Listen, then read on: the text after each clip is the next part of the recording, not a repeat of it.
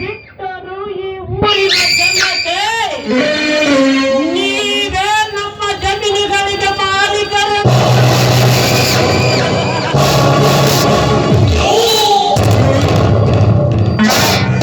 ವೇಗದ ವೇಷದಲ್ಲಿ ಗುರಿಯನ್ನು ತಲುಪುವ ಮುಂಚೆ ಎದುರಾಗಿ ನಿಲ್ಲುವಂತೆ ಕಾಣುತ್ತಿದೆ ನರಗುರಿಗಳು. ವೇಗದ ವೇಷದಲ್ಲಿ ಗುರಿಯನ್ನು ತಲುಪುವ ಮುಂಚೆ ಸಂಚಿನಿಂದ ಉಪಾಯ ಮಾಡಿ ಹಿಂದೆ ಸರಿಸುವೆ ನನ್ನ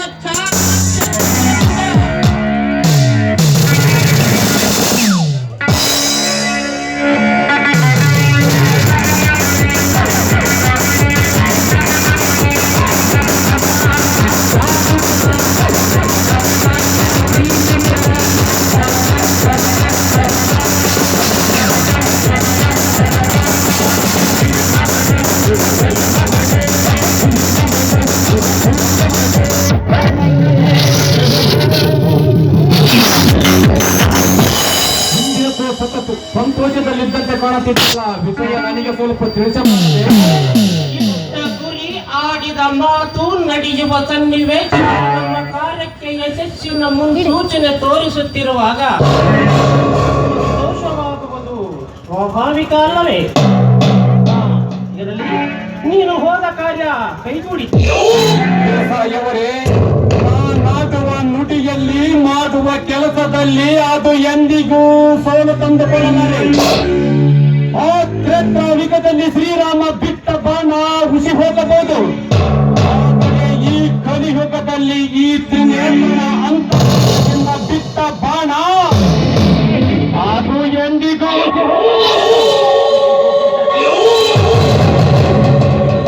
ಹಾಗಾದರೆ ಇನ್ನು ಮುಂದೆ ಆ ಸಾಗರ ನಾವು ಮಾಡುವ ಪ್ರತಿಯೊಂದು ಕೆಲಸಕ್ಕೆ ಪಾತ್ರಧಾರಿ. Very good Trinetra, very good. Himalaya ಪರ್ವತದಲ್ಲಿ ಹರಿಯುವ ಗಂಗೆಯ ಪ್ರವಾಹವು ನರಸಿಂಹದ ಗರ್ಭದ ಗರ್ಭಾರಿನ ಪ್ರವಾಹವನ್ನು ನಿಲ್ಲಿಸಲು ಯಾರಿಂದಲೂ ಸಾಧ್ಯವಿಲ್ಲ.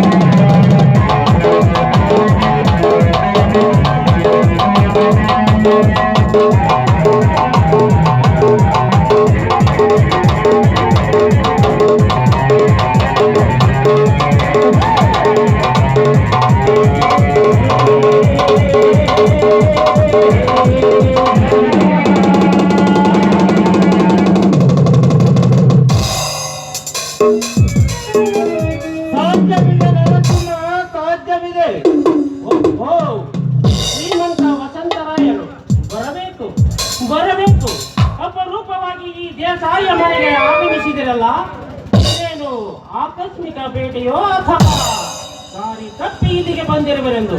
ಆಕಸ್ಮಿಕ ಭೇಟಿಯಾಗಿ ದಾರಿ ತಪ್ಪವನ್ನು ಎತ್ತರಿಸಲು ಬಂದಿದ್ದೇವೆ ನರಸಿಂಹ. ಸಾವಿರಾರು ಮಂದಿಗೆ ದಾರಿ ತೋರಿಸಲು ಈ ಜನನಾಯಕರ ನಿಂತಿರುವಾಗ ನಮಗೆ ದಾರಿ ತೋರಿಸಲು ಬಂದಿರುವಿರೋ?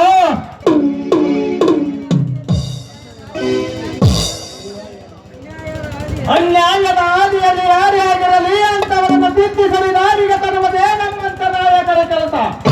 ನೋಡಿ ದೇಸಾಯಿಯವರೇ, ಸುತ್ತಿ ಬಳಸಿ ಮಾತನಾಡುವ ಅಭ್ಯಾಸ ನಮಗಿಲ್ಲ. ದೇವರ ಬಗ್ಗೆ ಕೇಳ್ತೇನೆ, ದುರುಪಯೋಗ ನಮಗಿಲ್ಲ. ಯಾರು ಕಳಿಸಿದ್ದೀರಲ್ಲ, ಯಾಕೆ ಅಂದುಕೊಂಡೆ ನೀವಿಬ್ಬರು ಇಲ್ಲಿಗೆ ಬಂದಾಗಲೇ ನಾನು ಅಂದುಕೊಂಡೆ ನೀವು ಈ ವಿಷಯಕ್ಕಾಗಿಯೇ ಇಲ್ಲಿಗೆ ಬಂದಿರುವರೆಂದು. ನೋಡಿ ವಸಂತ್, ನಾನು ಕಟ್ಟುತ್ತಿರುವ ಕಾರ್ಖಾನೆಗೆ ಈಗಾಗಲೇ ಊರಿನ ಸುತ್ತಮುತ್ತಲಿರುವ ರೈತರ ಜಮೀನುಗಳೆಲ್ಲ ಖರೀದಿಯಾಗಿದೆ. ಅಲ್ಲಿ ಉಳಿದಿರುವುದು ಈ ಶಿವರುದ್ರನ ಭೂಮಿಯೊಂದು ಮಾತ್ರ. ಆ ಭೂಮಿಯೊಂದು ಖರೀದಿಯಾದರೆ ನಮ್ಮ ಕೆಲಸ ನಾವು ಪ್ರಾರಂಭಿಸುತ್ತೇವೆ. ಕೆಲಸ ಪ್ರಾರಂಭಿಸಲು ಅದೇನು ನಿಮ್ಮಪ್ಪನ ಕರ್ತವ್ಯವೇನೋ ನರಸಿಂಹ? ನಿನ್ನಪ್ಪನ ಸತ್ತಂದೆ ನಿನ್ನಪ್ಪಿಗೆ ಕೇಳಿದ್ದು ಮಿಸ್ಟರ್ ಶಿವರುದ್ರ.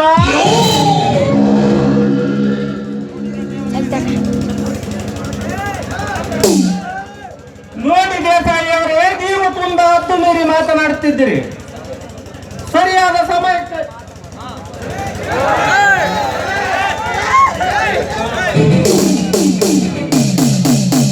ಕಣ್ಣು ಮುಚ್ಚಿ ಹಾಲು ಕುಡಿದರೆ ಇಡೀ ಜಗತ್ತೇ ಕತ್ತಲಾಗಿದೆ ಎಂದು ತಿಳಿದುಕೊಳ್ಳುವುದು ಶುದ್ಧ ತಪ್ಪು ಗೌಡ್ರಿ, ಶುದ್ಧ ತಪ್ಪು.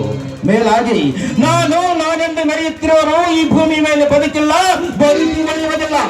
ಒಳ್ಳೆಯ ರೀತಿಯಿಂದ ಬಾಳಿದರೆ ನಿಮಗೂ ಒಳ್ಳೆಯದು, ಇಲ್ಲದಿದ್ದರೆ ಪರಿಸ್ಥಿತಿ ಗಂಭೀರವಾಗುತ್ತದೆ. ಎಚ್ಚರ.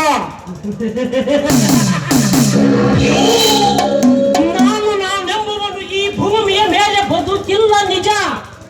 ಆದರೆ ನಾನೆಂಬುವನನ್ನು ಹೆಸರು ಹಾಕಿಕೊಂಡವನ ಪರಿಸ್ಥಿತಿ ಏನಾಗಿದೆ ಎಂದು ನಿಮಗೆ ಚೆನ್ನಾಗಿ ಗೊತ್ತಿಲ್ಲದ ಗುರಿ ಸಾಧಿಸುವ ಹೊರತು ನಮ್ಮಷ್ಟು ದೊಡ್ಡರಲ್ಲ ದೇಸಾಯಿಯವರೇ. ಬಡ ರೈತರ ಜಮೀನುಗಳನ್ನು ನುಂಗಿ ನೀರು ಕುಡಿದು ನಿಮಗೆಲ್ಲ ಸಕ್ಕರೆ ನೌಕರಿ ಕೊಡಿಸುತ್ತೇವೆ ಎಂಬ ಭರವಸೆಗಳನ್ನು ಕೊಟ್ಟು ಈಗ ನೋಡಿದರೆ ಸರಾಯಿ ಫ್ಯಾಕ್ಟರಿ ಕಟ್ಟಿಸಲು ಹೊರಟಿರುವೆಲ್ಲ. ಇದು ನಿಮಗೆ ರಾಜಕೀಯ ಪಾಯಿಂಟ್ ಕರೆಕ್ಟ್ ಮಿಸ್ಟರ್ ವಸಂತ. ಲಾಭವಿಲ್ಲದೆ ಯಾವ ವರ್ತಕನು ವ್ಯಾಪಾರ ಮಾಡುವುದಿಲ್ಲ, ಆಶ್ವಾಸನೆ ಇಲ್ಲದೆ ಯಾವ ರಾಜಕಾರಣಿಯೂ ತನ್ನ ಕೆಲಸ. ಅದರಂತೆ ನಾನು ಈ ಮೊದಲು ಸಕ್ಕರೆ ಫ್ಯಾಕ್ಟರಿ ಕಟ್ಟುತ್ತೇನೆಂದು ಮಾತು ಕೊಟ್ಟಿದ್ದೇನೋ ನಿಜ. ಆದರೆ ಸರಕಾರ ಬದಲಾದ ಮೇಲೆ ನಮ್ಮ ಎಸ್ಟಿಮೇಟ್ ಪ್ಲಾನ್ ಕೂಡ ಬದಲಾಯಿತು. ಸರಕಾರ ನರಸಿಂಹ, ಸರಕಾರ ಬದಲಾಗಿದೆ ಎಂದು ಜನರ ಹೊಟ್ಟೆಯ ಮೇಲೆ ಹೊಡೆಯುವುದು ತರವಲ್ಲ. ಜನರ ಹೊಟ್ಟೆಯ ಮೇಲೆ ಹೊಡೆಯಲಾರದ